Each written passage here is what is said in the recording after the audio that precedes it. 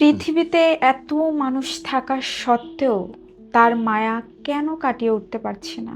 আমার কাছে এগুলো একটা বাকোয়াস জিনিস লাগে। দেখো ভাই, তুমি কাউকে ভালোবাসতেই পারো বা তোমাকে কেউ ভালোবাসতে পারে, কারোর সঙ্গে সম্পর্ক তোমার হবে, এটাই স্বাভাবিক। কাউকে ভালোবাসলে ভাই, একটা বিড়াল পুষলেও তো 2 বছর তুমি বিড়ালটা মরে গেলে কান্নাকাটি করো। তো কাউকে ভালোবাসো তুমি, কারো মায়ায় পড়ছো তুমি, কারোর সঙ্গে টাইম স্পেন্ড করছো তুমি, তারে ভুলে যাওয়ার দরকারটা কি? তার জায়গাটা সে থাক, নতুন সম্পর্ক হবে, নতুনভাবে জীবন আগাবা। পুরোনো জিনিস ধরে যদি তুমি টানতে থাকো, জাস্ট একটা সিম্পল উদাহরণ তুমি খেয়াল করো। তুমি ডুবে যাচ্ছ, তোমার কাঁধে ব্যাগ, পায়ে জুতো, আর এক হাতে ফোন, আর এক হাতে মানি ব্যাগ, তুমি কি করবা?